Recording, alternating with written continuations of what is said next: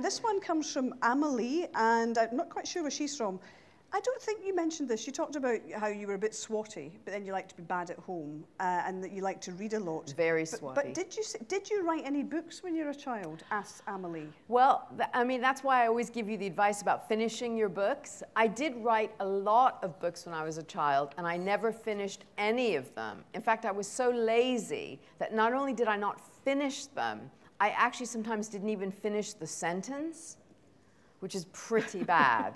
I used to write fairy tales a lot. So I did write when I was a child, but I didn't actually start writing professionally until after my son Josh was born.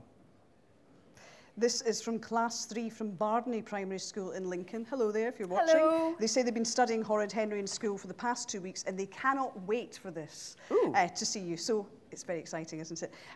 Many questions, but Sarah says, well, we've kind of answered that. Who was your favourite author when you were younger? Was there one particular? Edward Eger, yeah. Yeah. And here's one from Ella. Why did you want to become a children's author? Was it just accidental? That's a fantastic question.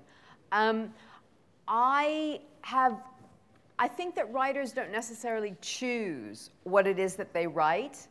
And I discovered that I just had a real facility for writing for children. A, it's a lot of fun. And B, I think it kind of suits me. I think to write for children, you have to be funny and you have to be very logical, because children just spot problems with plot a mile off. So all my ideas have always been for children. I have absolutely no interest in writing for adults whatsoever. But it was an accident. It was not something I'd ever planned to do.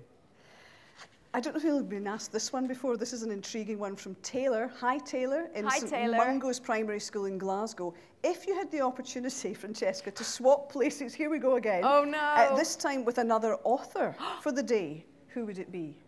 Swap places and be another author for the day. These are great questions. They're difficult questions. God, they're really interesting questions. Let's see. It would have to be, I know, I might want to be Owen Colfer, because Owen is so, he writes the Artemis Fowl books, because Owen is so funny. He just does stand-up comedy. And I think I would like to see what that was like to perform, because my son wants to be an actor, and he acts all the time. And I'm terrified of acting.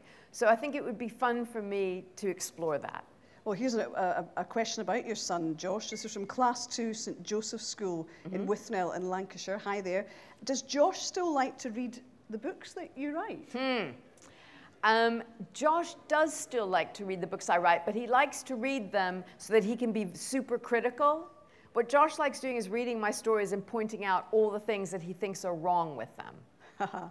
You don't have to answer this, but I want to give a mention to them because I think they sound great, and you've already kind of answered it. Natasha from Primary 6 in Inverlochy School. My friends and I are writing a book about triplets who get led into magical adventures. Do you have any good writing tips for us? I think you've given some tips already, but that sounds like a great idea. Sounds like a good idea.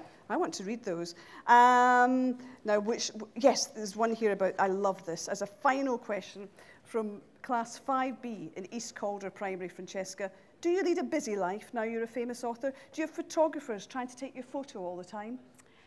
Oh, yes. I just can't leave the house without 20 photographers photographing me and my dog. No, I am very, very busy. But because one of the great things about being a writer is that you are basically, your face is anonymous. So in my own neighborhood, I mean, people know who I am. But I don't get recognized very often. Occasionally on the tube, someone will come up to me.